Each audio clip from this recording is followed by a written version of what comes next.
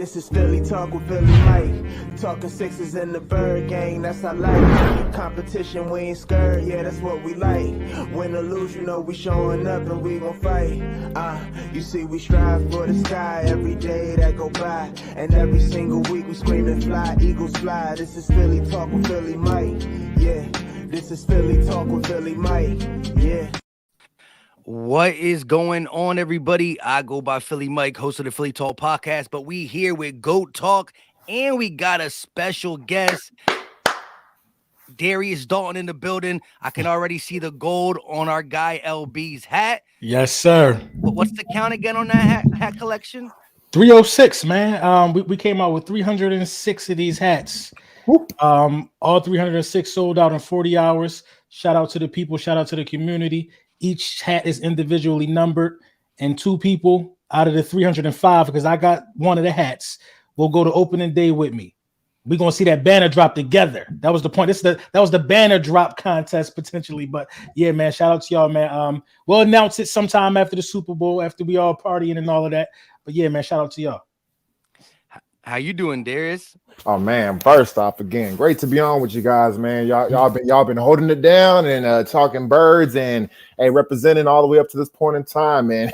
Obviously, you know, Super Bowl week, and you just I'm busy with all these other things, but you know, ain't nothing hits different than when the birds, you know what I mean? When the birds are doing something special, it's just like, yeah, I gotta get it out of me. I gotta hop in, I gotta start talking, I gotta get in, joining in with this chat. And so it's good to be back on here with the 2 best, and you know, let's go ahead and get right into it. Nah. Definitely shout out to you though, because I saw on Twitter you was retiring or something. Like, damn, I don't know if I'm gonna get the collab with Darius again. But then my man said it's Super Bowl, let's run one. I'm saying, let's get it, man. Let's get it. Definitely, yeah, lit, man. For real. Like we were talking about this a little bit backstage, and we're gonna get into the X and O's of the Eagles and Chiefs for sure. But the Sunday we beat the Niners, right? The day we beat the Niners, I knew we were going to the Super Bowl, but every single day since then, you know, media day, you got these guys acting a fool, hearing from everybody, a lot of crazy questions, a lot of good questions, but each day that goes by, I just start to realize that we are about to play a Super Bowl in less than a week. It's Wednesday, Sunday's around the corner. That's the fandom in me. And of course, that's what we all started. This is the only reason we picked up a camera to even do what we do, off the fandom, and then it turned to other things. But LB, what's your feeling? Wednesday, middle of the week, we heard from the guys. We heard Jalen Hurts answering the tough questions. Slay, all the crew. How you feeling about this Super Bowl? From what I saw from the pressers, I feel like they loose. And they should be loose. You know what I mean? I feel like Jalen Hurts is loose. He taking in the moment, conducting himself like conducting himself like professional, like he always does. And, you know, me personally, I'm feeling confident. But I'm also mindful that this is Patrick Mahomes and Andy Reid. You know what I mean? But you got to think though, at the same time, the way we've been dismantling guys in the playoffs, I'm so confident, and I don't think nobody is ready to stand in front of this buzzsaw. So I'm confident, to say the least. Yeah, I'm definitely an OG kind of football guy, which means I love the classic saying, you win the game in the trenches, run the football will win you games. And so when you look at both teams, I see who has the best trenches and who can run the football. And I point that to be the birds. Obviously, we know we have a beast with Andy Reid and Patrick Mahomes that we're going to have to go ahead and approach. But hey, we was able to beat the GOAT Tom Brady at 500 passing yards. I think we have our chance to beat Patrick Mahomes. That's a good point. That's a great point. One of the best offensive performances was put up on the Eagles, and that was a good Eagles defense, right? We could look at Jalen Mills and Ronald Darby as bad players, but in that season, they were playing pretty darn good. You had Malcolm Jenkins, you had one of the top D lines, and we got exploited, but the offense came to play. Nick Foles got the little magic on him, and he did big things for 2 games back to back. I think this is the game that Jalen Hurts can let it loose. You know, a lot of the media talk is he only threw for 300 yards combined in his 2 wins, but he won 69-14. You know, sometimes you got to do what Tom Brady's done for the longevity of his career and just read a room and do what needs to be done for that game in that situation. Every game is different. But as Darius said, you know, fandom away, right? We have the better team, as LB said, minus, you know, one of the best coaches to ever do this and one of the best quarterbacks to play in a 5-year sample size. Like, we can say what we want about who's second, third, fourth, and Jalen Hurts is definitely in the top 3 quarterbacks in the NFL for sure. But Pat Mahomes does deserve respect. 5 AFC championships, been to now his 3rd Super Bowl in such a short time. He finds a way to win. And he's a ball player, but we got the better team. And as much as we talked about the trenches and running the ball, which has to be done because the Chiefs are soft up front minus Chris Jones, defense also wins championship. And so far, that has been what carried us through these playoffs. Not saying it wasn't, the offense did what they had to do, but the defense has put them in prime positions.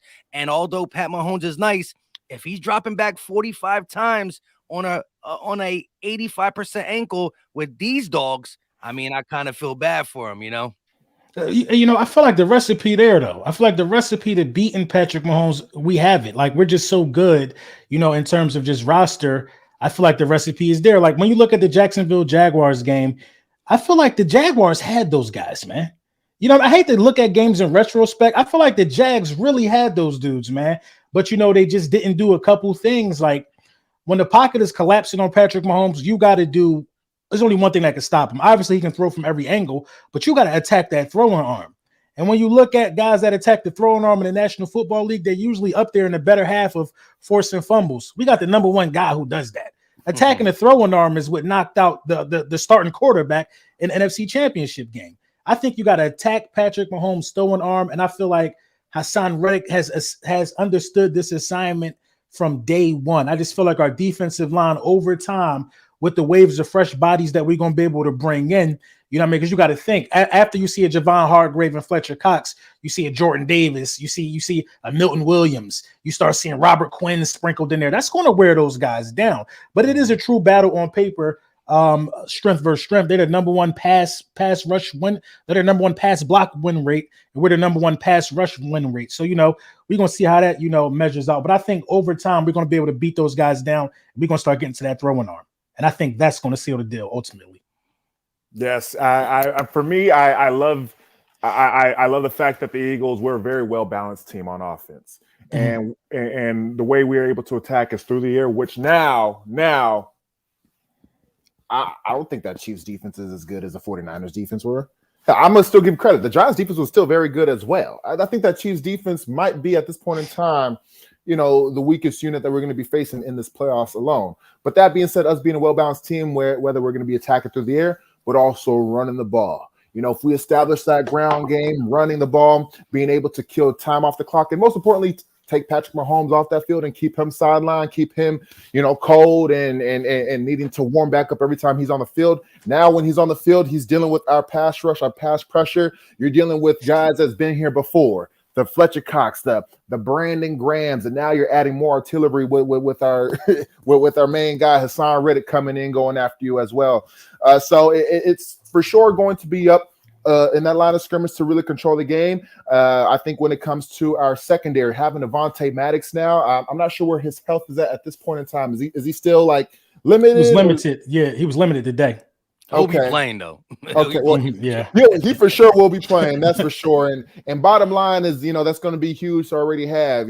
Getting a CJ back out there. Obviously, James Bradbury, Darius Slay on the other side, and then with our safeties as well, Marcus Epps has stepped up. Reid Blankenship, he's had a very, very solid year. And for me, it's going to be up to them. That's going to be able to make the big plays. Hopefully, a couple tip passes that go our way that can land in our hands. Whatever turnovers we can create, and not have any turnovers on our side of the ball, because we don't want to give Patrick Mahomes or Andy Reid any more chances, okay? We don't want to give them any chances to capitalize off of that. I think that we're going to be able to be in a better position to force turnovers against them, because Patrick Mahomes will throw interceptions.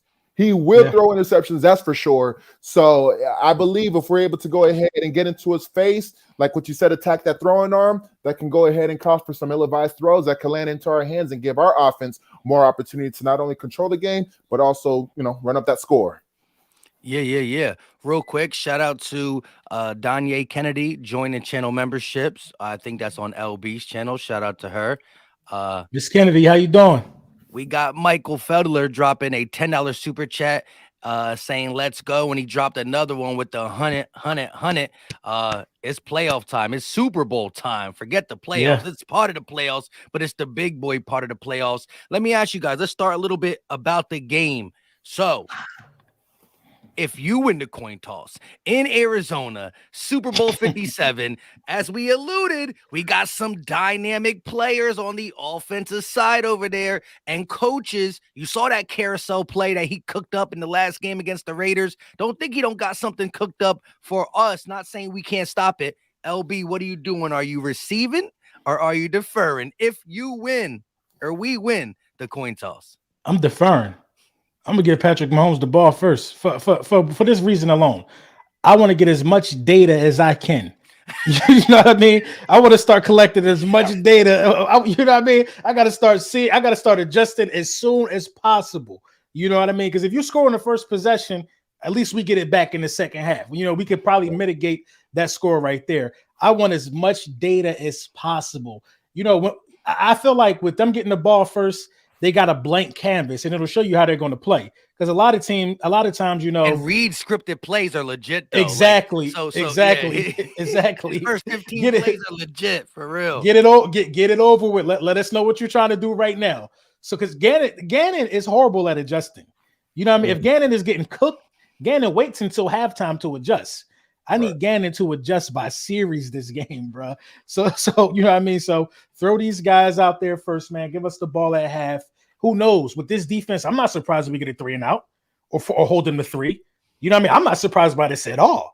Let our dudes start beating up the offensive line now. Let's start computerizing what they're doing. Yeah, man, they got to get that first mic. I ain't gonna lie to you.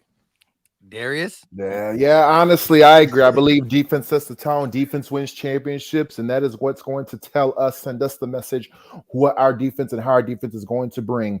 I'm not sure exactly who started off the game first on offense back in 2007 with that Patriots, or I could like to go back to the Seattle Seahawks Broncos game when you're having a high-power, scary offense in the Broncos, and the first thing they did was ball snapped over their head. That set the tone for the defense to go ahead and say, you know what? That offense is not going to go ahead and score on us today, and they controlled that game. Cam Newton and that record-breaking 2015 offense against the Broncos, same thing. So I do believe defense will set the tone, and I do believe we should give the defense that opportunity first to set the tone, to really hype up this team, hype up the offense, and say, hey, you know what? We can go ahead and take advantage and jump an early lead on Patrick Mahomes. He just got stopped right now. Let's go ahead and take advantage of that. Yeah, man.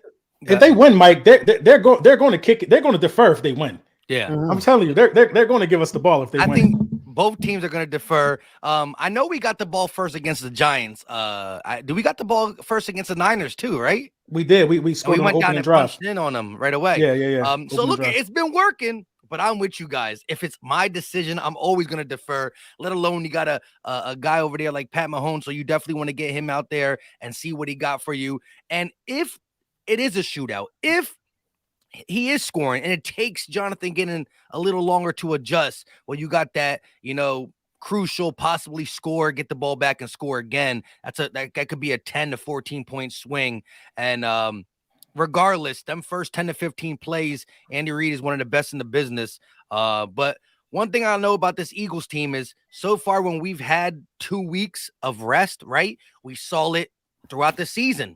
Every team had a bye week. So this ain't the first time. So we had the bye week. We played Pittsburgh, and oh boy, did we light them up offensively.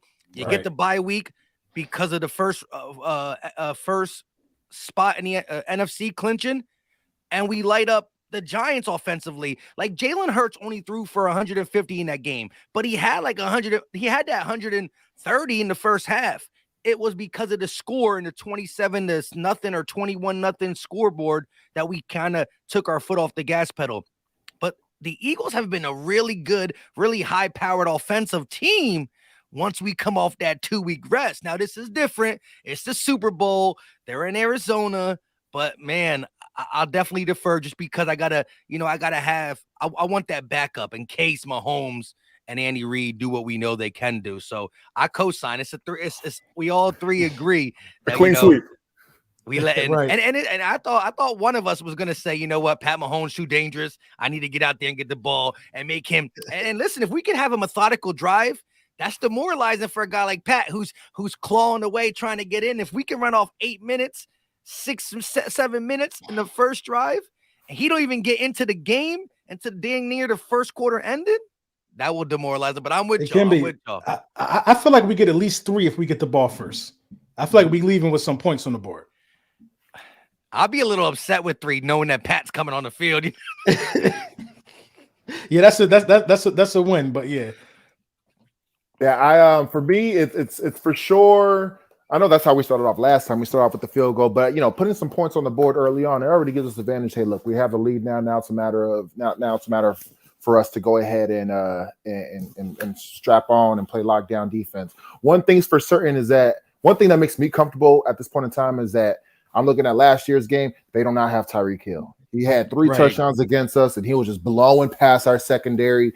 They do not have that deep threat that is really going to spook you. I know they have several speedsters that they try, but it hasn't hit click just yet, and it ain't as impactful as a Tyreek Hill. So everything really is more so schematic with them, and obviously Travis Kelce is going to be their deadliest weapon. But what makes me comfortable for sure is that, okay, I'm not really going to be worrying about them blowing us over the top. It's just now, how they're going to be moving around the field and, picking us apart through that aspect. So it's up to Gannon to how he's going to be able to adjust. So I would rather, if we come out first on offense, get some points early on, because ain't nothing worse than starting off. We don't have any points. We have to punt the ball away. And then now we're giving Patrick Mahomes a chance, 0-0 game to set the tone. And it's just like to play keep up with Patrick Mahomes will be a tall task in order for us to ask this team to go ahead and do, because I don't think we have necessarily matched up with a high-powered offense like the Chiefs at this point in time. Correct me if I'm wrong here. I'm not sure which game No. It was week 1, but we did have a little shootout with the Lions. And look, we want to look at the Lions as a not playoff team and blah. It's because their defense is bad, which, helped our offense shoot out. Right. But their offense was, a top 6 offense throughout the whole season. Their defense was just, very, very bad. Yeah. This is the best quarterback we played for sure, though. Oh, Patrick definitely. Mahomes. Listen, no matter who we played, he's all pro 1 for a reason. You know what I mean? Like, right. Shout out to Jalen Hurts, all pro 2. And I think they have been the most consistent and the best quarterbacks throughout this season. Now, Joe Burrow, I'm not going to lie, he came on hot at the end, and he's a great player. But still, I think these two have been the most consistent. Their teams show it. A lot of people are like, oh, the Chiefs made it. Oh, the Eagles made it. I mean, like, it doesn't always happen, but they were both the number 1 team in their respective conference for a reason. Right. Let me ask y'all this, though. Do y'all think Kelce, do you take Kelce out of the game, or is it business as usual? Or do you give him special attention off the break? Do you eliminate that option from Patrick Mahomes off the break?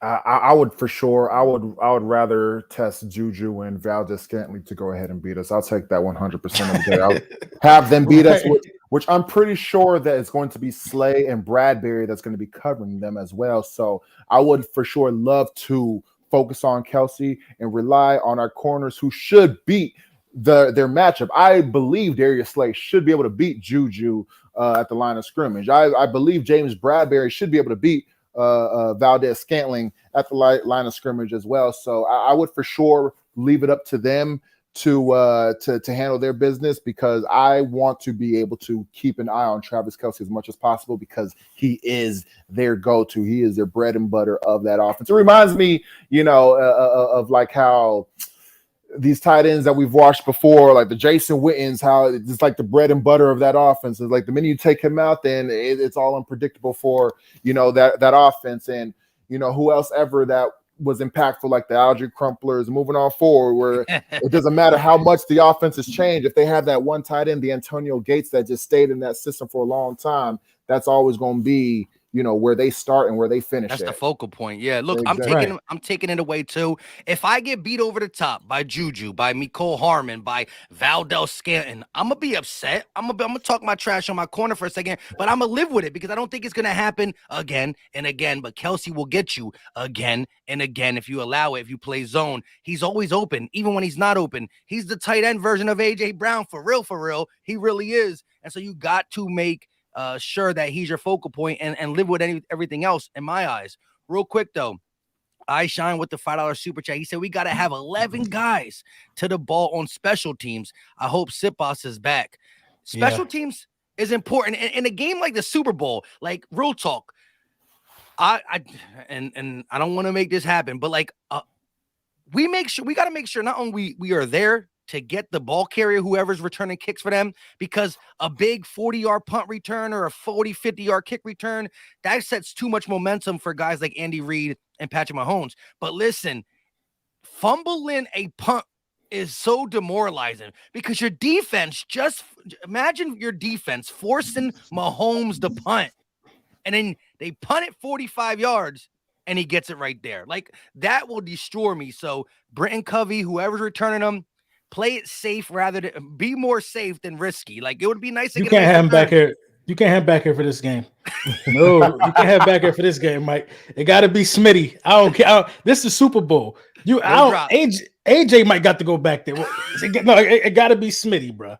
It got to be Smitty. Like I would have liked to see Quez back there in the playoffs, but I feel like something's going on with Quez's confidence, if you ask me. I feel like Zach Pascal is getting more time than him as of late, but it got to be Boston Scott back there or it got to be Devontae Smith. Yeah, nobody knew. Not in the Super Bowl, because if they drop it, then we're going to blame it on the newness. Covey should never be there in this game. I'm telling you, man, I'm terrified of that. Because listen, he ain't never dropped nothing this year, but it's the way he acts after I think he did drop one against Washington, but I think he got it back or something like that. But it's the way he acts after he gets the punt. He just is a crash dummy. He don't got no jukes. He don't got anything, man. Somebody going to hit him and that ball going to come out, man. No. That just scared me, man, when y'all talked about that. Hell no, no Covey. I would just need him to fair catch it almost every single time whenever the time we do force him. Just fair catch it all the time, just because, I don't want to risk him trying to return it, because every single time he tries to return it, boy, he takes a beating every single time. So, I would love the special teams. I don't think we've ever asked. I think he just froze. I think he froze too. Special teams got him. See, better make sure we don't got no special team technical difficulties. But he'll be back. But yeah, like that's the most demoralizing. Like you're watching the game, first down, ooh, nice stop. Second down, stop. Third down, you're celebrating. You're putting your fist up for the punts, and it's like a 45-yard completion because they get it back. So I think that is important. Part of the way we're gonna win this game is by us playing, great football. No ifs, ands, or buts. We're going against another great team, but taking care of the ball in this game is just all-time high. All-time high. It's key, man. It's key. The games we lost, we turned the ball over. More than once. You know what I mean? So it's definitely key in a game like this. And so we're usually good with our ball security and things like that, but man, that one mistake can lose you this game. You know what I mean? I'm not saying you got to be flawless, but you got to be smart. You got to mitigate these penalties. I did a video on this a couple of days ago. You know what I mean? You don't think that these coaches are going to these refs before the game? Everybody you're talking about the Lane Johnson stuff. Right. Everybody made a big deal about Lane Johnson after the 49ers game. Oh, Lane Johnson always false starting. Lane Johnson is Lane Johnson. Keep an eye. They're going to keep an eye out for stuff like that.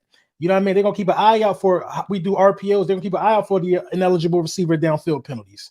They're going to try to keep an eye out on those situations. So it's up to us to be real disciplined in this game. The fundamentals will get us this victory alone. So I feel like if guys are practicing on the small things, the small nuances of the game, ball security, watching the ball, in terms of false starts and all sides, knowing where you at.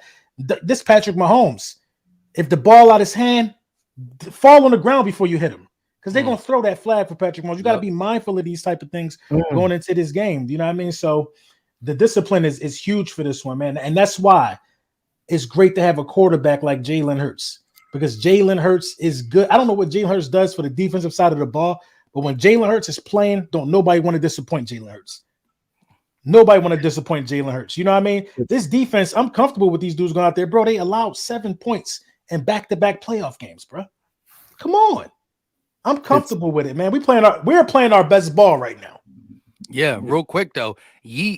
B with the $5 super chat. He's thinking the same thing as LB. He said, call me crazy, but I trust our defense to make a play more than Mahomes driving down the field. Hashtag BG, Super Bowl 52, not worried about this game at all. And hey, I like how the announcer said that to Pat Mahomes. He was like, last time BG was in the Super Bowl, he done stripped the GOAT. You got anything you want to say to him? And Pat was like, nah, we good. We good. Right. I'll tell you what. I mean, last time we saw the Chiefs in the Super Bowl, they didn't score a single touchdown. And that's because they were getting pressure. Now, I get it. They were playing with their backup offensive lineman at that point in time against the Tampa Bay Buccaneers. But, again, the way how our front seven was playing this year, 70 sacks, over 70 sacks. We done knocked out Brock Purdy our last playoff game. So if we get to his face, we see how he's able to quickly be discomfort and sputter around. That Chiefs offense can be stopped. It can be stopped. Right. And it with our line of scrimmage, if we're able to go ahead and get to him, yes, our defense is feeling it. Our defense is really feeling it, and it definitely has not gotten the respect that like the Niners defense has gotten this year or any other defense that we've been hearing about. I don't think our defense has nor nearly got the respect, which was I agree.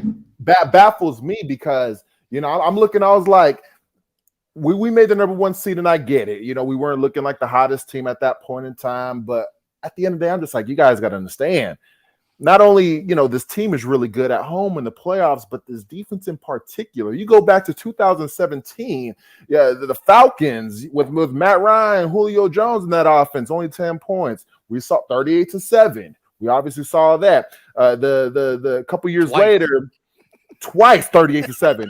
And even a couple years later, where we had Josh McCown on one leg, on one hamstring, we still held the Seattle Seahawks and Russell Wilson to only 17 points. We did the best we can. Our defense at home during the playoffs is stout, which for me, I'm just like, well, we got the number 1 seed. It's not surprising to see them come up and get into the faces. And of course, we were not going to let quarterbacks like Brock Purdy and Daniel Jones come into the league and put up points now. Like, come on now. Exactly. So I think Patrick Mahomes in his presser, he gave away a little bit of what he was going to do.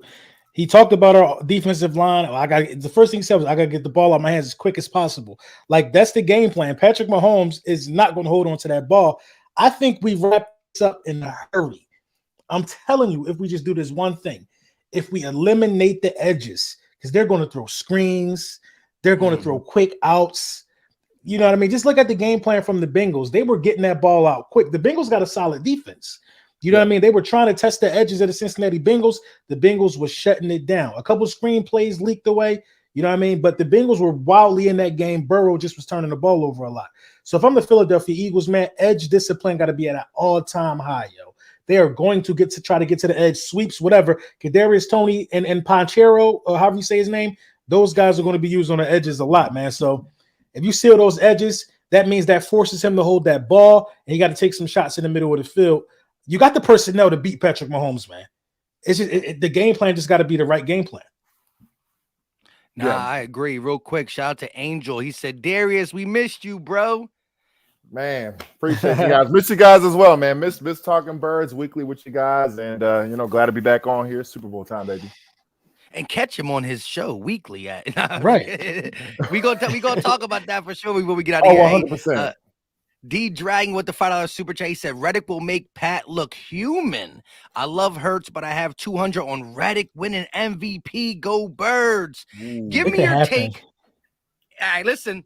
What would Reddick have to do to win defensive MVP? I mean, and that would mean Jalen Hurts Jalen Hurts got to have for us to win. Jalen Hurts got to have a good game, but for Reddick to win the MVP, it has to be good to win, but not know like if Jalen Hurts throws the ball for like 280 and rushes for like 85. If he has like 3 combined touchdowns, 280 and 70, that's going to be Jalen Hurts. That's MVP for sure.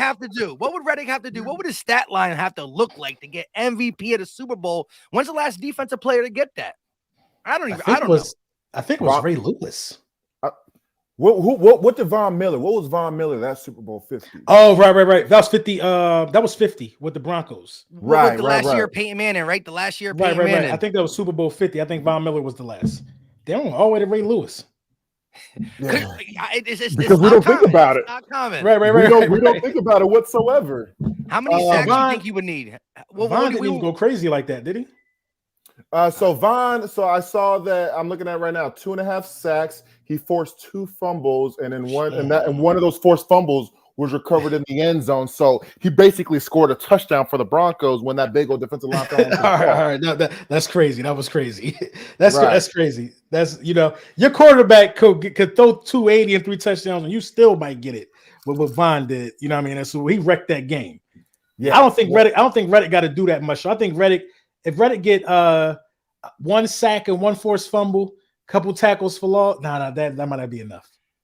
Reddick, he gonna have to get like 2 sacks. He got to get like 2 sacks. I say, the minimum has to be 2 sacks, and one of them definitely has to be a forced fumble. I think you for sure need to do a forced fumble. For sure it has to be a forced fumble that was recovered.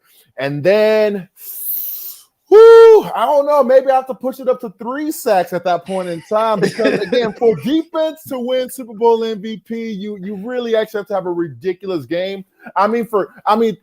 For crying out loud, we almost want, if Nick Foles didn't have the ridiculous game he did against the Patriots, it's almost like we were going to give it to Brandon Graham because of that strip sack play. But because Nick Foles went off that game, it's like, of course, we're going to give it to Foles. But, I think that, an impactful play, depending on the timing of the game as well and how consistent they've been. It's possible for Hassan Reddick to get Super Bowl MVP. It's possible. Nothing that he does surprises me anymore. Right, nah. He just be going crazy. So I think he got waiting for a forced fumble this game. Like I'm almost expecting it, to be honest. Like he's coming in hungry for real. Bro, I'm trying to tell you, man.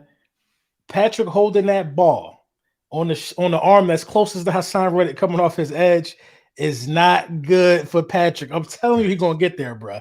He is going to get there, bro. And he ain't trying to sack you, bro. He want the ball. That's what makes him so dangerous, right? That's what makes him so that's part of his technique, part of his game. I caught so much flack, y'all. I got to remind y'all. I caught so much flack for saying that Hassan Reddick was going to have a better year than Michael Parsons on Twitter. So much flack. I was called mean names. They was talking, it was horrible, y'all. But look what happened. Hassan Reddick is the best edge rusher probably in the league for real. You know what I mean? And he's up there. They got a game plan for Hassan Reddick because the San Francisco 49ers did not. You know how Cowboys are with their players. Anytime they do something great, they think that no one else could beat them. Remember how I think LBU, y'all were saying the same thing about Trayvon Diggs the last season. Like he had all these interceptions, but he was still getting cooked. What was he doing this year? I ain't really heard much of Trayvon Diggs this year. So I heard and he dropped that pick in the San Fran game. Exactly. So, at the end of the day, they always going to be hyping up their players and thinking that they're going to be the greatest thing that's ever touched the football field. They've been hyping up the team for 28 years, bro. 28 years hyping up that team, and it's crazy. Yeet with another $5 super chat said Reddick MVP. That's we were just talking about. You say that's a lock. Yeah. Chiefs wide receivers about to be locked up. If we had Jenkins still, throw him on Kelce, and the game would have been over before it started. But hey, look, we going to need my dog. Kelce would have cooked Jink. Jink, my dog. I think CJ got a good shot though. Super Bowl Jink was tough. After that, he started falling off. Super Bowl Kelce. Listen, Kelce would have cooked Jink. Right, anybody. Kelce, he's the best receiving tight end ever in history. In history. That's going to be the toughest task there, man. I'm thinking about it now, but I just hope that there's 2 Kelces that's going to be playing on that football field, and I hope that the one that's going to be dominating is going to be our Kelce. I'm going to tell you that. He gonna dominate regardless. I think our offensive line is just going to feast. Like I thought about this all day today. Like I don't think they could stop us on the offensive side of the ball. I just don't think they could stop us, man. They got 4 rookie secondary members. 3 of them play a lot, and 1 keeps rotating in and out. Bro, they got 4 rookies guarding the Batmans. Bro, but this might be set up. Listen to this. This might be set up for Jalen Hurts to cook on the biggest of stages, yo. This is truly set up for this, bro. It is set up for him to cook on the biggest stage that you could be, bro. It's given to him on a platter for real. what he should be able to do through the air against this secondary. If he get the time up front, you know what I mean? If they sprinkle in the run, how they supposed to sprinkle in the run, I don't think that these dudes can stop us, bro. You could go pass heavy probably and beat these guys, and you could go run heavy and beat these guys. I just don't think they could stop us. But going run heavy, in my opinion, protects the ball a little more. Then you add in some rollouts with some play action and stuff keeps like Mahomes that. But off the field too. Yeah, right. It keeps Mahomes off the field. You take the air out the ball, but I just can't think of a way that they can stop us. Their linebackers can't cover. You know what I mean? They're out there with some rookies on the edges, just like you named.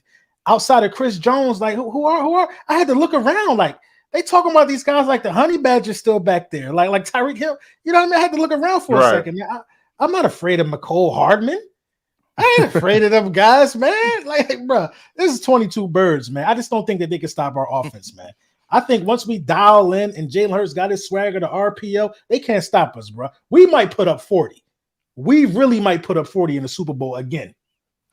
Yo, we definitely have a chance. Warv said also, I think Reddick is going to have a day. He's my dark horse MVP. Shout out to Warv with the $5 super chat. A lot of people on that Reddick. Hey, the payout is great. So even if you're not going to put a lot, throw a little chunk on that, because if it happens, you good. Knight Rider with the $5 super chat. Fellas, we can't be stopped. I'm doing my research on KC's season. Their defense is weak sauce. Since the O-line was papered, Jones won't be as terrible to us. Chris Jones did wreck the Bengals offensive line, but that's not our offensive line, as you elaborated, the Kelce boys. And as we've been talking about Travis Kelce getting off Paul's all game, our Kelce's going to get to the second level. Our Kelce's going to be opening lanes for Miles Sanders big time. But I do agree with LB, and I was going to put this in a video today, but I didn't do one because of this.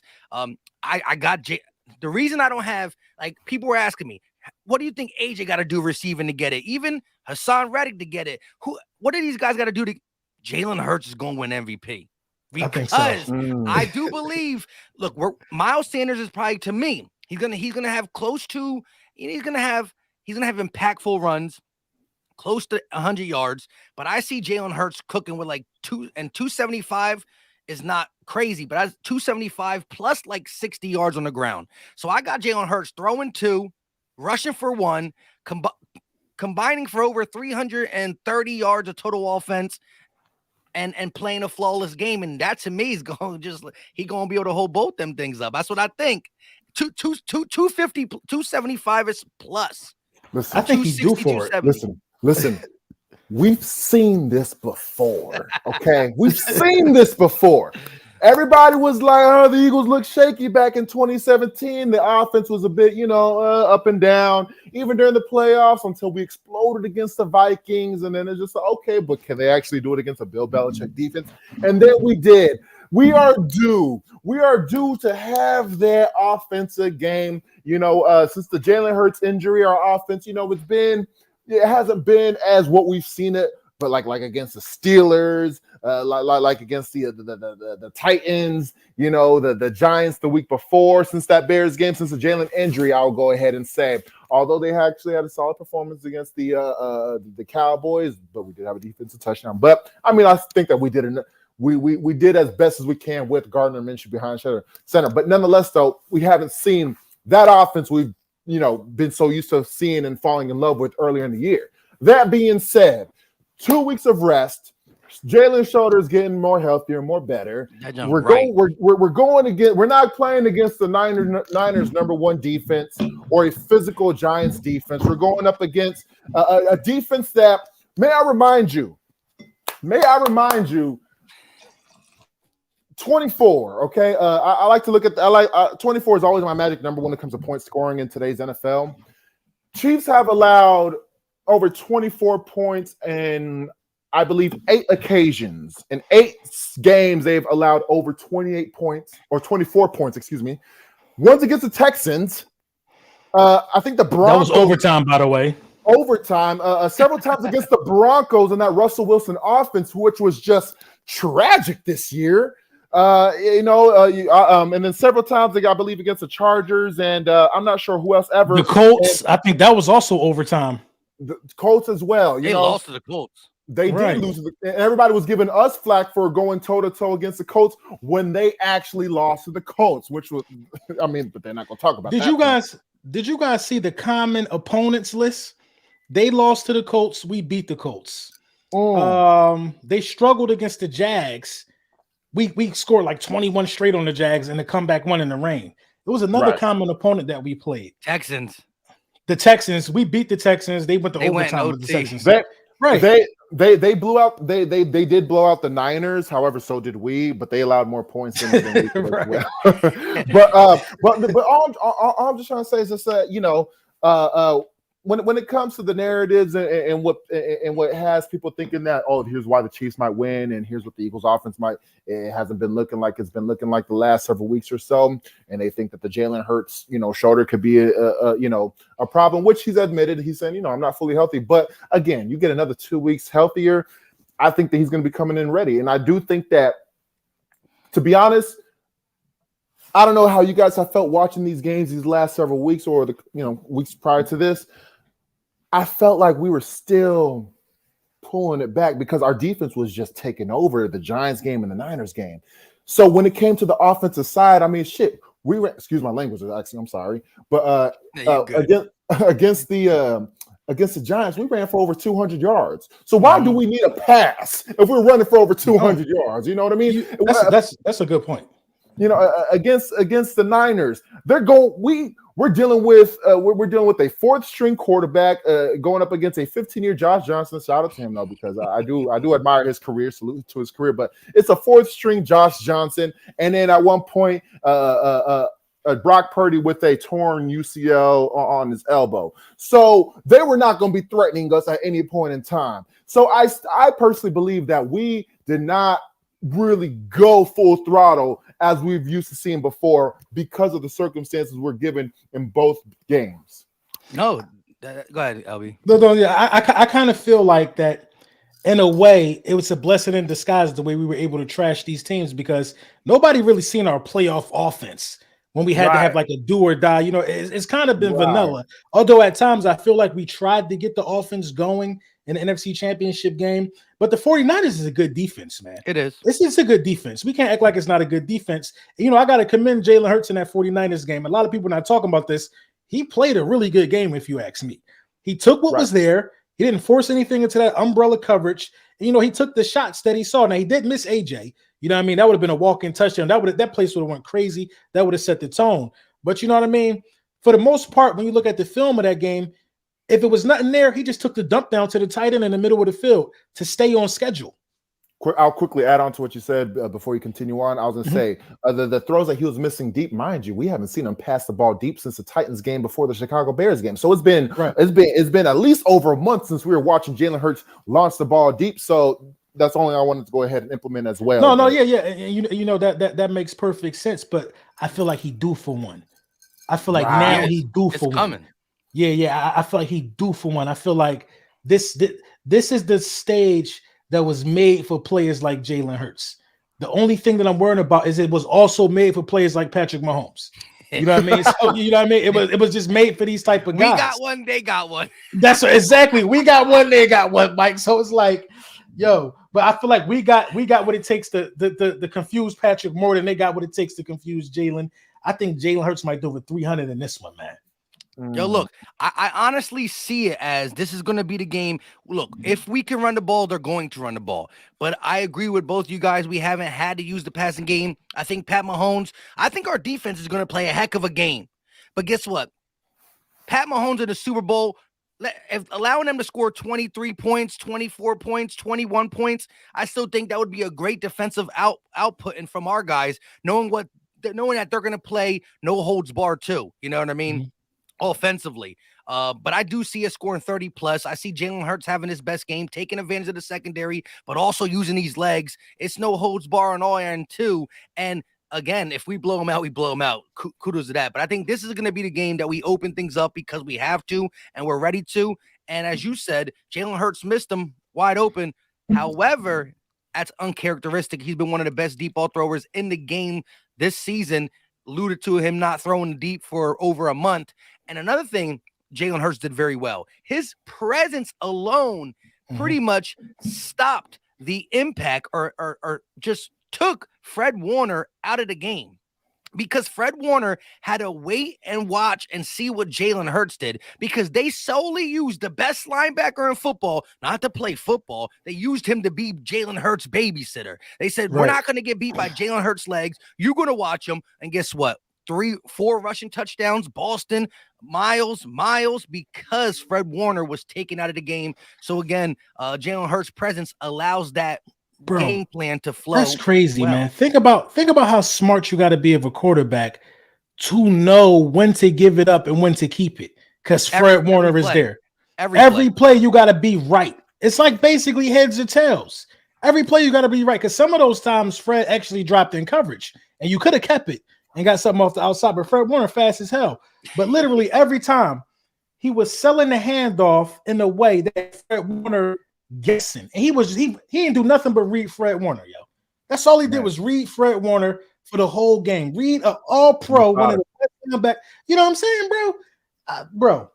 Bro, I'm telling you, bro. The IQ was up there, bro. The IQ was up there. Kudos to that, Jalen Hurts. But when it comes to Hurts now, at this point in time, look, he's already made now a Super Bowl appearance. Okay, he gets this win. He performs at the biggest stage. Look, Look, Joe Burrow with Joe Mixon, T. Higgins, Jamar Chase was not able to get it done. You know, like I'm only bringing up these guys, these quarterbacks, because they've had players as well, and everybody likes to use A.J. Brown, Devontae Smith as some type of like defense mechanism as to why Jalen Hurts, you know, isn't having, you know, that good of a season, because it's all on the talent that he has around him. Well, duh, of course. But at the end of the day, let's acknowledge that Joe Burrow still has guys like Higgins, Jamar Chase, Joe Mixon, Josh Allen, so it has Gabriel Davis and Stephon Diggs, you know? Right. So that being said, you know, obviously we always think about Patrick Mahomes. I think it really is no debate. He is the top dog when it comes to quarterback. But after that, Jalen Hurts gets the job done. And I'm over here like, well, you know, you can name all these quarterbacks, but I could also tell you that they themselves have just as much talent as the Eagles have on their side, but they were not able to get the job done. However, Hurts was able to. Where is he now at that point in time? Where will we play Jalen Hurts at that point? Jalen Hurts would be the second best quarterback in the game. Bingo. The second best quarterback in the game. If Jalen Hurts wins this Super Bowl, this Eagles team will go down as one of the greatest teams to ever win a Super Bowl in NFL history. You know what I mean? 14-win season, that's a franchise record. The stats on the offensive side of the ball and the defensive side of the ball speaks for themselves. The way that they destroyed people in the playoffs. This team has been destroying people in the playoffs. We've been drunk. I was at a divisional game. I was drunk in the first quarter. It was a wrap against the Giants in the first quarter. Like, this team has not made me stress in the playoffs at all the way to the Super Bowl. You know what I mean? Your quarterback only lost one game all season. He will be the first quarterback since Joe Montana to go 15-1 and win the Super Bowl. Come on, bro. You're talking about history. This is the first game with two black quarterbacks. If Jalen Hurts win this game, this is by far the best Eagles team of all time. You know what I mean? And this will be one of the best teams to ever win a Super Bowl. This will be the best team to ever win a Super Bowl coming out of the NFC East. I agree. In NFC East history. I 100% agree. There really is absolutely no debate when it comes to overall teams that we've seen all throughout these years. I mean, we've seen some great teams in the NFL, and the way this Eagles team, the way how it's been handling, doing their job, and it's making everybody question, well, how tough is the NFC at this point in time? In my opinion, I believe NFC is just as tough as the AFC, if not tougher, because the AFC continues to give us either Joe Burrow or Patrick Mahomes. You know what I mean? And nobody else ain't really competing with them, because nobody else is making it to the Super Bowl other than now at this point in time, Burrow and Mahomes. And before it was Brady, and it took until Brady to come over to the NFC for anybody else to go to the Super Bowl. So that being said, it's just like if the AFC only has one or two legit competitive teams and the NFC continues to give you a plethora of new teams, I believe the NFC, the conference itself, is just as competitive, if not more competitive. And now we're in the toughest division in football. Come on now. The final four teams in the NFC, 3 of them coming from the NFC East, and the Eagles were able to go ahead and breeze through the playoffs and through the season just like that, you cap it off with the Super Bowl win. Damn right, this is one of the best teams we've ever seen in NFL history. Yeah, and then you also, again, as LB alluded to, the stats, the sack record, having a all-pro quarterback, all the Pro Bowlers, just matching again, career years for multiple guys, leader in interceptions. AJ's best season. Everybody's breaking records, and then we go ahead and win the Super Bowl, which is the ultimate record. You got to give it to us hands down. Shout out to Dag with the super chat. 2 games versus Cincy. Kelce had no more than 78 yards. We got to take a page out of their playbook for this game, at least for a half.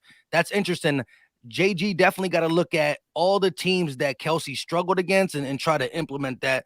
Let's knock a couple of these out because they're building up. Yeet said Jenkins would have made Kelce look like Brandon Cooks. That's about 150 pounds difference. About 100 pound difference. But I get you, bro. Hey, listen, it's Bird Gang all day. We won it, but Kelce would have ran. He'd have ran Jenk over, man. He's the main attraction over there for real. It goes Mahomes, Kelce, and start at top with Andy Reid. War, another $5 super chat. They try to hype up every interior D line, and Kelce handles them every single time. I'm not worried about Chris Jones. He makes a good point. Chris Jones is a problem, but when you have the solution, the problem it ain't that big of a problem, right? You know, and Kelce has handled some of the best guys in the game. What's that dude from New York? Shut him down every time you see him. Dexter Lawrence. All pro Dexter Lawrence. Mm-hmm. Mm-hmm. And so, Chris Jones is cuffing that same cloth, but so is Kelce. So I don't know about you guys, but I don't even think I heard of Eric Armstead last game against the Niners. Nope. Did we even hear about or even Nick Bosa? Or was it Nick Bosa? Where we heard about his brother though, Bosa. Right. Exactly. So damn it, of course we're gonna be ready to go ahead. And I know against the Cowboys, what did Micah Parsons really do? Did Micah Parsons got 0.5 sacks on us this year in 2 games. Our offensive line is ready at the end of the day. Our offensive line is ready. What I mean? I look at how they handled Dexter Lawrence. They was doubling the hell out of him. And they didn't even have to. You know what I mean? Dude, Chris Jones is going to be a non-factor in this game. Jalen Hurts is going to have so much time. All he got to do is do what he been doing, man. But I will say that. Go ahead. I was going to say, just to finish off or cap off the offensive line, we did extend our Jeff Stoutland, didn't we? Right. We did. So that alone and he turned down OC jobs. He was getting OC offers. I didn't know that at first. Like, I'm doing my video, and I know look, check this out. I'm doing my video, and I know we extended him. So I click up the little. I always use my Twitter to make sure I get the things right. So I know we extend them, but the second paragraph says that he turned down OC jobs. So I'm reading it as I'm doing my video, kind of wanting to pause and be shocked. I didn't read that part. So then I had to go off that top of the head. But he turned down a couple OC jobs to stay with the Eagles because he knows what's been built here. Look, he's going to be able to go down as he's the best positional coach in football, positional coach. And this offensive line has been special under him. Yeah, and he still got some guys that, he's still working with and grooming. Kelce's replacement is there, and Jurgens, he's still working with him. It's good that he extended. He'll see his career, start off or whatever the case may be. Who else is another? Landon Dickerson, Mailata. These guys are still young in their career, man. He's going to be able to groom these guys. Right. And he's going to be able to draft guys to fit with them when they become the OGs. So, man, it's a good thing keeping him for sure, man. Good thing. I'm worried about Spagnuolo, though, man.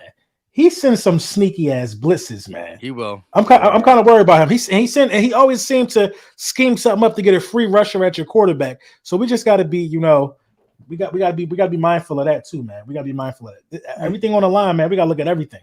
When it comes to the Chiefs and their coaching staff, obviously it's Spags. He's great himself, and then Big Red, Big Red, and it's sort of conflicting when it comes down to Big Red because. When he's been every single time we play the Chiefs, when he's been coaching them, he's been taking care of us. But also at the end of the day, I'm just but this is also Big Red in a big game. You know what I mean? And us as Eagle fans, we've seen how many times we done come up short in the biggest of biggest games we done played for this organization while he was when he was at the helm coaching. And as well for the Chiefs, how many times the Chiefs honestly was a letdown. Yeah, they won the Super Bowl in 2019, but there's several other times where you think, well, they could have won it this year, or how were they able to come up short this year? So it is a bit conflicting when it comes to the Andy Reid spectrum, where okay, so he's given the Eagles trouble since he's left Philly, and every time we've played him, I think we've lost like, I don't know what our record is now against the Chiefs. It's like, it's not good. Yeah. He's beating us every single time, nonetheless, though. So we got that tall task. But also at the end of the day, what's also going against him is that it's a big game for Andy Reid, and he's missed a lot of those, because the Chiefs have been to what, like 5 straight AFC Championship games. Listen, they looking like the Eagles. Remember, we was going to NFC Championship game with Andy. They looking like the Eagles with Andy. But look, they do got that out of them 5 now. They do got 1 ring and 2 appearances. Well, who knows? Hopefully, this is just an appearance. Right, you know what I mean? This is an appearance. It's an appearance. It's an appearance right here. Andy ain't ready to face these demons in the Super Bowl, man. Going against a team you couldn't get it done, but he barely getting it done over there. Listen, he there. Listen, Andy Reid is an NFC Championship appearing dude, AFC Championship appearing dude. He do that a lot, but it's only still 1 ring over there, Andy. Exactly. You know what I mean? There's only still 1 ring over there, Andy, and you got Patty. So hold on. So hold on. Tally up the numbers, because he's been to now 5 AFC championships for the Chiefs, and then was he 5 with us? Was 5 with the 5 with the Eagles, 5 with the Eagles, and 5 with the Chiefs. He's been in 10 conference championship games and got 1 ring. And got 1 ring. Well, so we got to say 9 because we don't know what happens in this game, even though we all believe. Oh, right. Okay, so no, I said, he been in 10 and he won 1. I ain't mad at it at all. No, I feel you though. 9-1 is still crazy. 9-1 is still crazy. 9-2 is crazy if the unthinkable happened on Sunday. You know what I mean? Unthinkable, right? But you know what I mean? That's a lot. That's a lot. How many AFC we need that to play favor for us? That's what I'm saying. How many AFC championships? Quarter, he don't know. What I'm saying? Right. How many AFC championship games have Belichick been in? I think they've been in like 10 Super Bowls over there, right? Right. Yeah. No, they've been in a lot. They've been so you got to see they won 6. They won 6. They've been in 8 AFC championship games? They've been in 8 Super Bowls and won 6 because they lost to the Giants and the Eagles. Oh, okay. 3 times. They 6-3 because they lost Giants twice. Oh yeah. So it's 9. 9 with 6. 9 with 6. See, look, you know what I mean? That's solid. That's the greatest of all time. That's real solid. You know what I mean? He not going no more without Brady. So again, you need a coach, you need a quarterback, you need that tangent to be legit. And I think we got one. And Nick Sirianni and Jalen Hurts. Jose Serrano said not to mention. Not a mention of Sanders all week by the national media. Beware of the 100-yard game. Look, we said it. This playbook is going to be open for the Eagles to attack the Chiefs multiple ways. I don't care how it gets done as long as it gets us what we came for. Lust said Jalen will be MVP. New song on my page, Truth Hurts. Hey, definitely go check out Lust on IG. He got a Fly Eagles Fly song, and he got, Truth Hurts coming out. Truth Hurts. Very soon. Dave Dust with a $5 super chat. He says, salute, fellas. Shout out to Dave Dust in the building. Mm-hmm. Ryan Ellis said, don't bite on Mahomes pump fakes. If he has the ball, rock him. You ain't got no choice. Facts. John Martin with the $5 super chat. You seen that Chris Sims interview on NBC Sports Philadelphia with John Clark? This dude really on another level when it comes to the word hate. Bro, he is.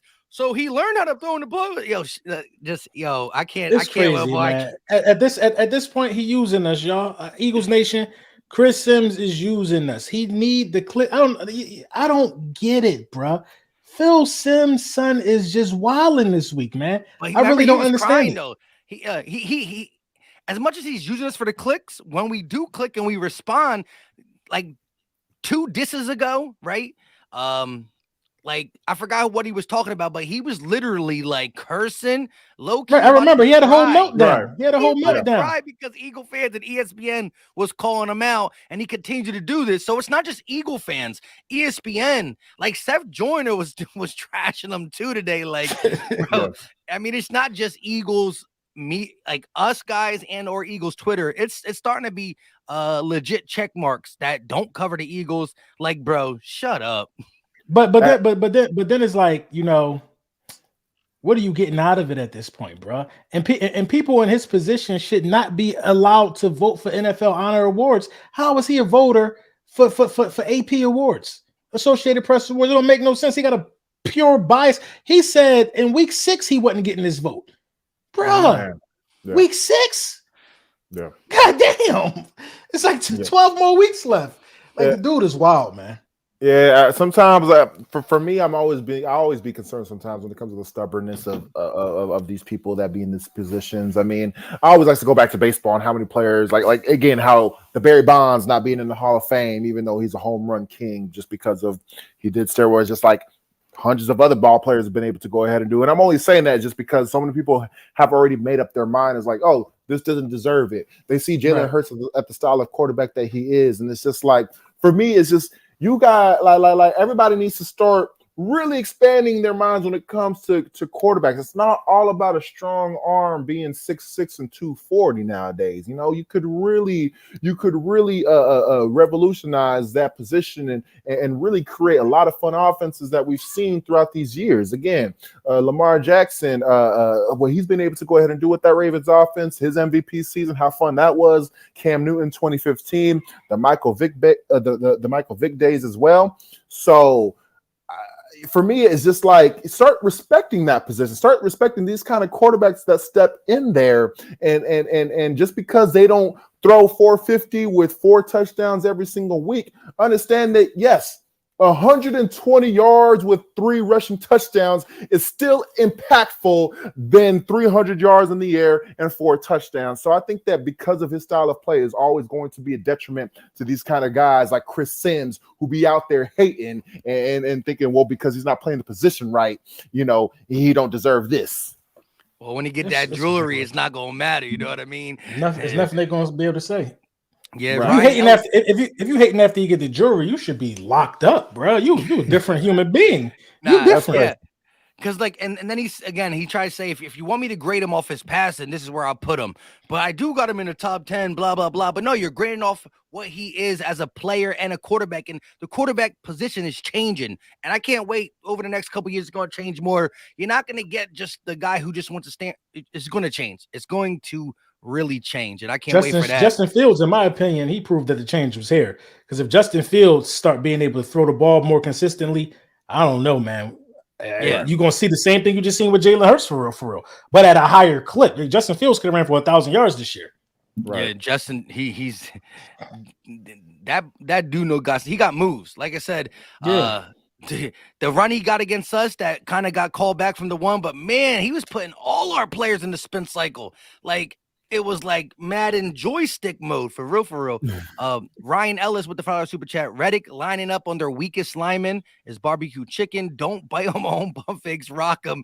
If he has the ball, don't let him get too cozy. That's facts. D Dragon said that clip with Hurts and the interviewer had me rolling when the dude admitted you saw the clip, right? Yeah, somebody said that was. He said, "I'm sorry." Somebody said that was ESP. Yeah, I think they'll try to be funny. I don't think they confirmed it, no, but like, he was, at least the guy got up there and said that, right? Used this question to say that. But Jalen Hurts said, "You're not the only one." And then he said, "Nah, but I want to be the bigger man and say it." And Jalen Hurts said, "Cool." Right. It's like, bro, like what you want me to say, bro? It's okay.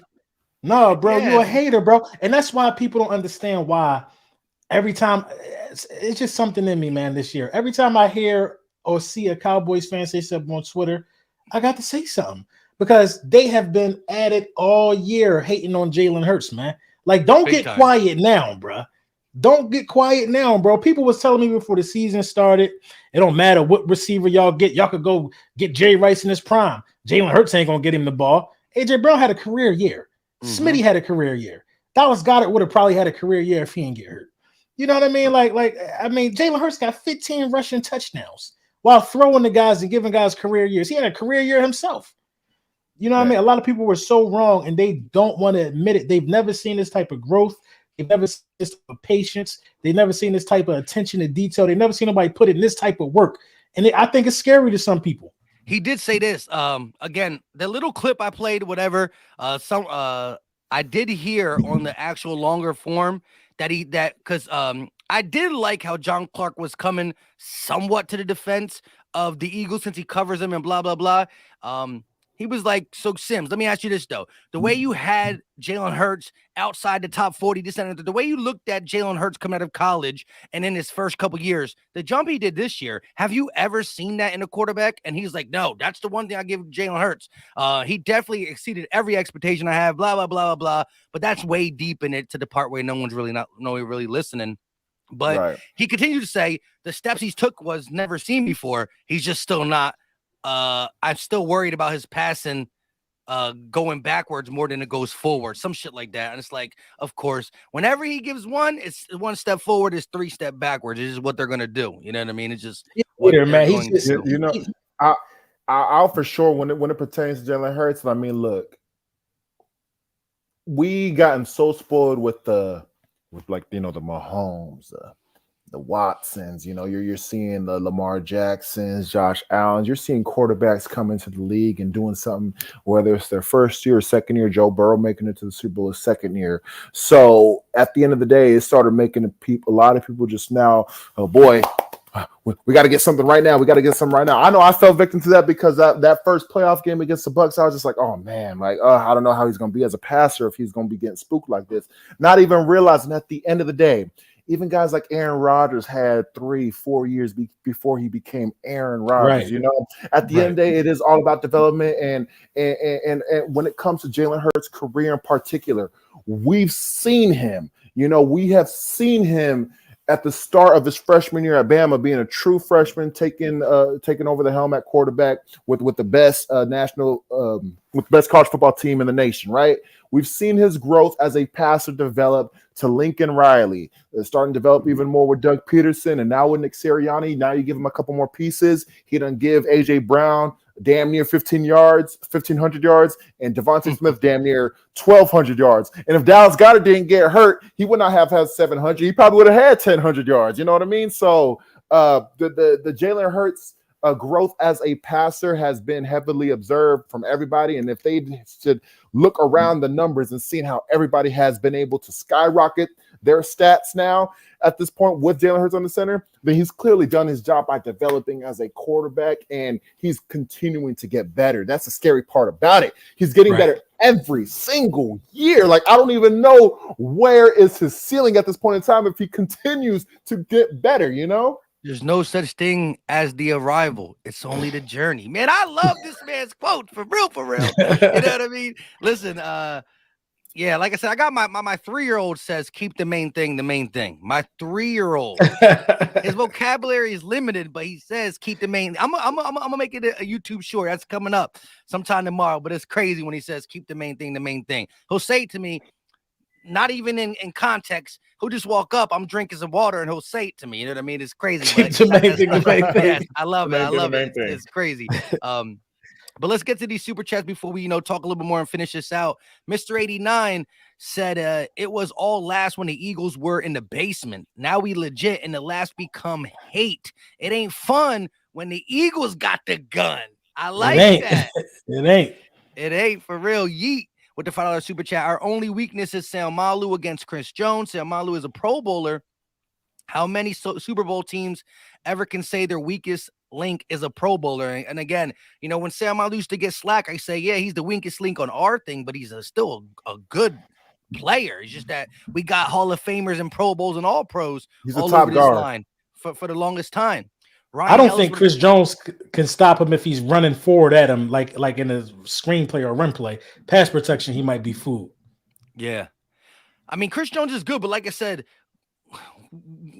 our protection is good, and where we need help, we apply help. So we're not gonna leave the weakest link one-on-one with Chris Jones. Kelce gonna come and hit him too.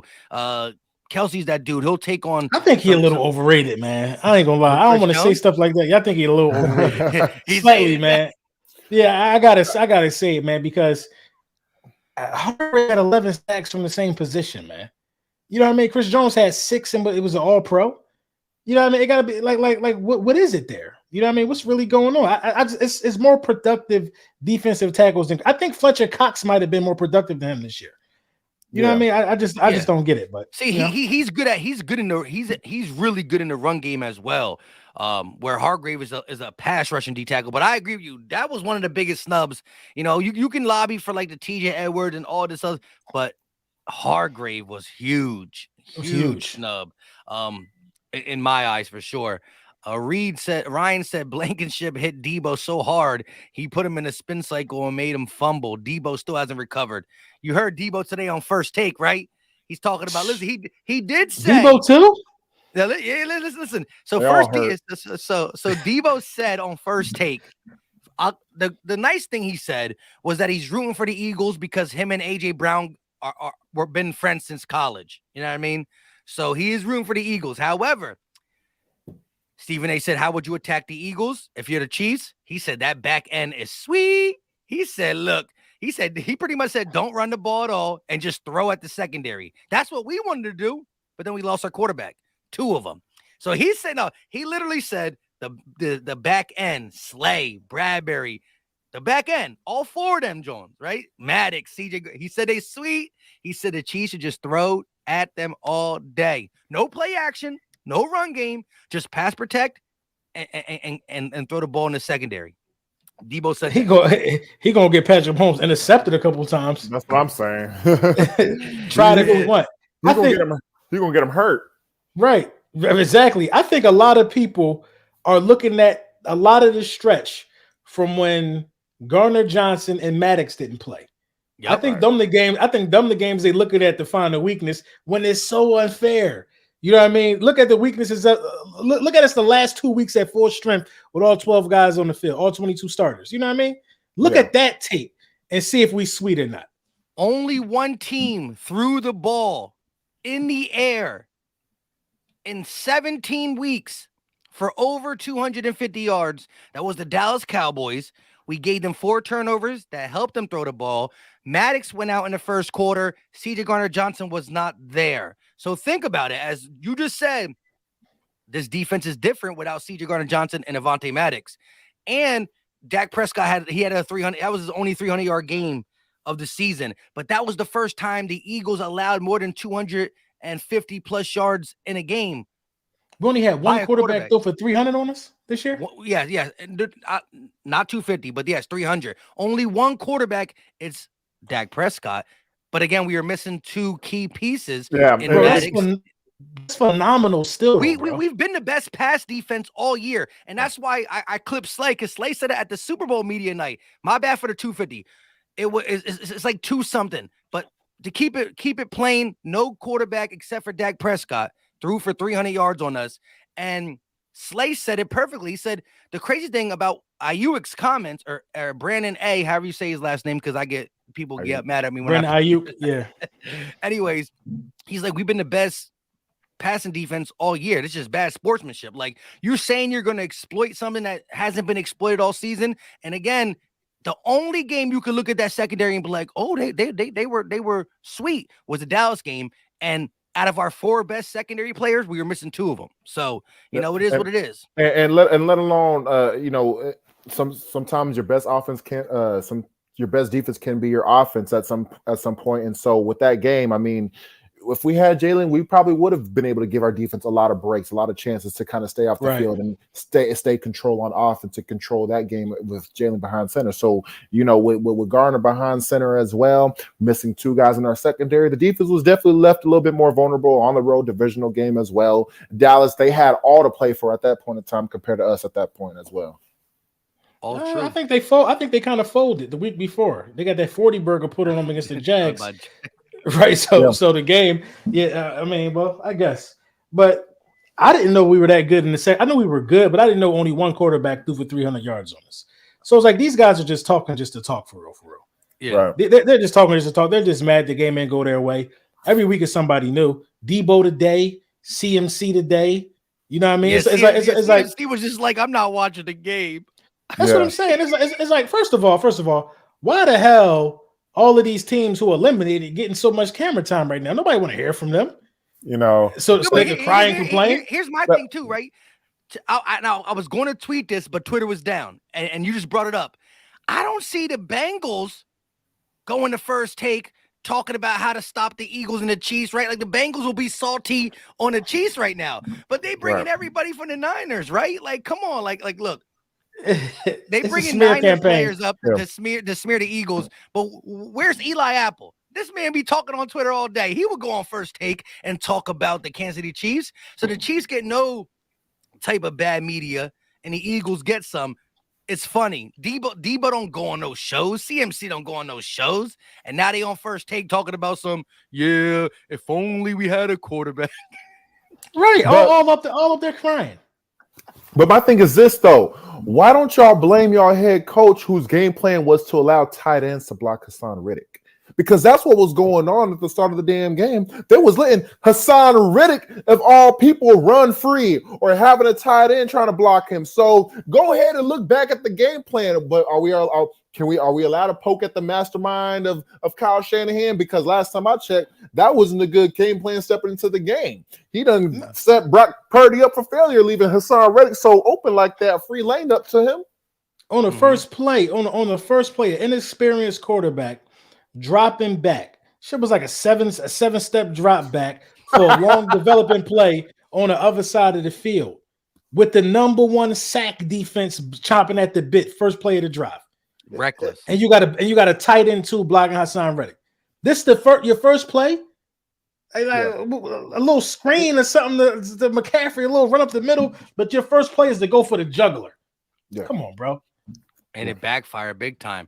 Real quick, Yeet said, it's not if, guys, it's when we win the Super Bowl. Gotta love the confidence for sure. Ryan back again said, I don't want Jalen throwing the ball all that much. I want to break the Chiefs' will by running the ball on their butts all day long.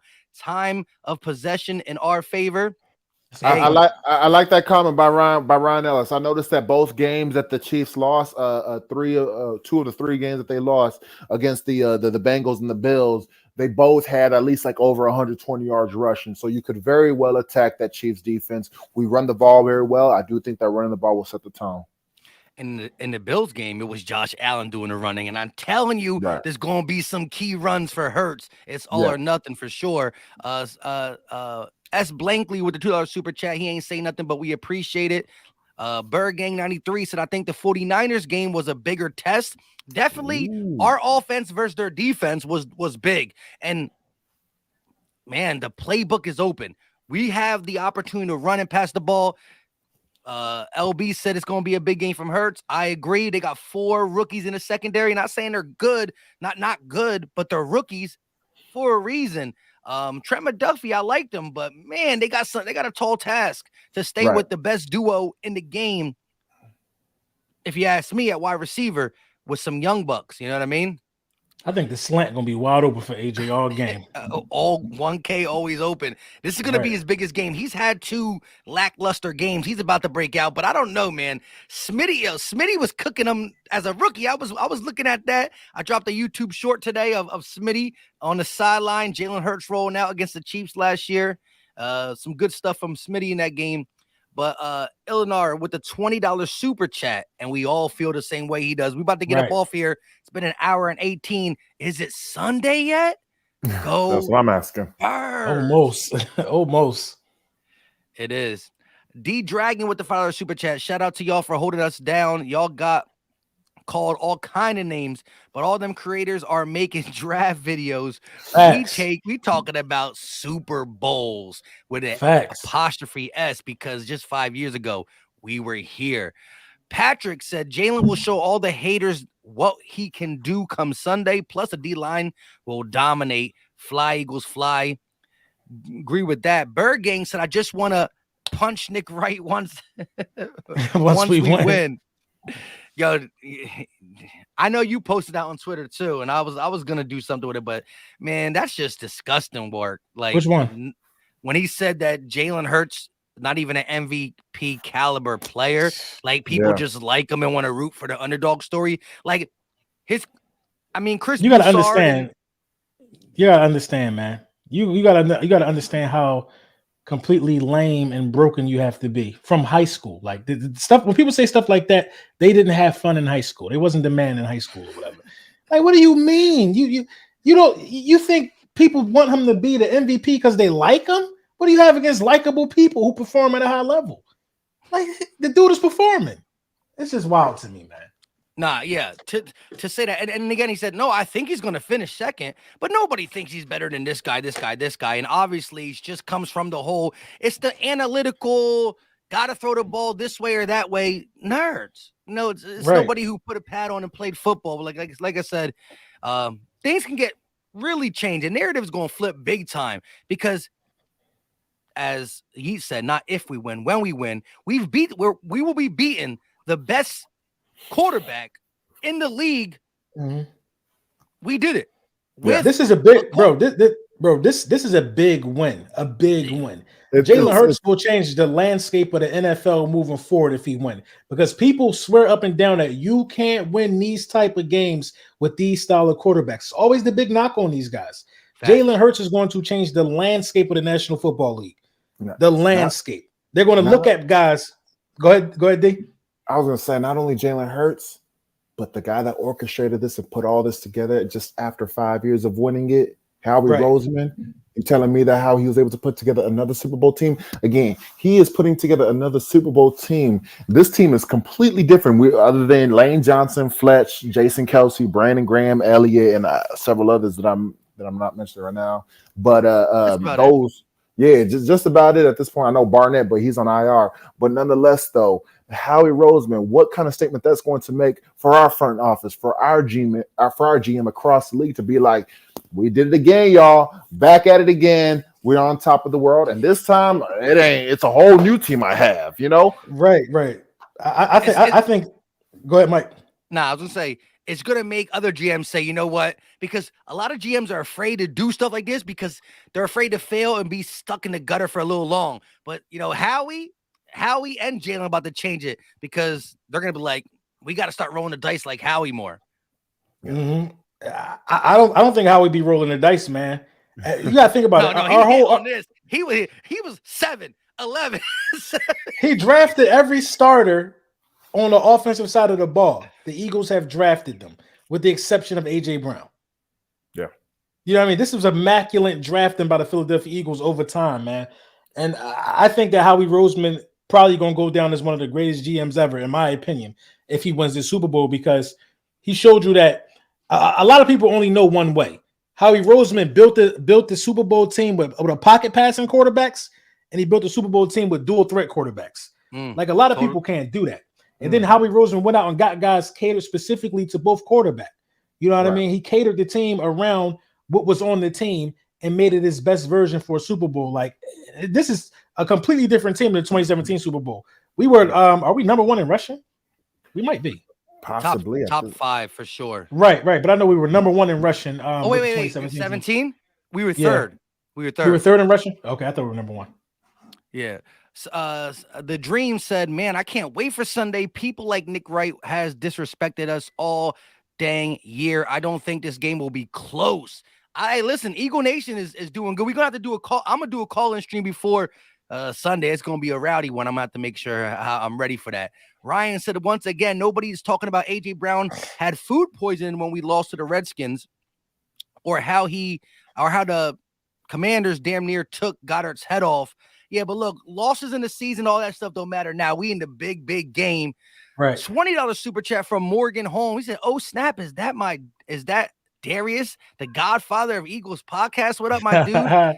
Smith and Brown gonna leave scorched earth on that defense, and Hurts is going to be like, if you want to make it fair, I will run backwards into the end zone. It's going to be a good one. First off, shout out to Morgan. Appreciate you, dog. Yes. SM22 with LB Mike. Tell these haters season over. Go sit down.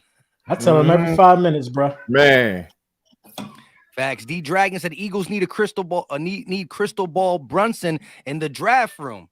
Hey. Oh, bro, every time you post it on Twitter, bro, that meme. Every time I always see him behind a crystal ball. Which one? Oh, the crystal ball. Oh yeah, crystal ball. Oh no, and the one you're just like. Oh, that. Oh yeah. I was like the when I was in the club. Yeah, that was a while ago. Yeah. Bro, those be the top two memes every time I done seen when the Eagles win or the Cowboys lose. The first thing I scroll on Twitter, I done seen those memes drop. The Cowboys lose with the smile. Them junks go together like right. That's peanut butter and jelly. It's like you waiting to see that LB grin once the Cowboys. Listen. As soon as it's in hand, we just wait for the clock to run out. The meme's gonna start rolling. The parade going. Listen, the parade going down in my house. Man, it's crazy. I again, like I said, the fan perspective. Every day we get closer, I'm thinking like, all right, how am I gonna do this? What am I gonna do after this? Like, it's crazy. It's crazy. I'm excited. Yeah. Gonna fly with the last super chat. If Hurts wins, will he be viewed better than McNabb? Oh man. Yes. Yeah. I think so. I'm a big McNabb guy. I mean, he still got to get numbers up throughout his career, which he will. Right. He's 24 years old, the youngest quarterback in Eagles franchise history to make the Super Bowl. But yes, a Super Bowl win just automatically puts him up there. You know what I mean? There's only been one other guy. And this Super Bowl will be more impressive because Carson Wentz, it took two quarterbacks to get the job done. And necessarily, I don't think we win a Super Bowl if either one had to do the whole job. I don't think Carson would have been clutch enough to finish in the big game. Now we know what we know about him. Right. And I don't think Nick Foles will have been durable enough to get us that number one seed and do all the things we need to do. So Nick Foles starting every game wouldn't have been good enough in my eyes. Carson Wentz finishing it, I don't know if he would have finished it. But Jalen Hurts doing it all. Yeah, right. Jalen Hurts from week 1 to the Super Bowl. The only quarterback that won a game for this team was Jalen Hurts. And you know what I mean? And we took 2 games off because he wasn't there. And let alone, I mean, differences as well, where you could go ahead and say even McNabb in the Super Bowl throwing up. I don't expect that from Jalen Hurts. I think that this seems like another day at the office for him. The way he's up there, the way he be speaking, the season's not over yet. I expect him to, even after the Super Bowl, for him to be like, we got to get back into the, back to the film room. You know what I mean? His mentality itself is also different.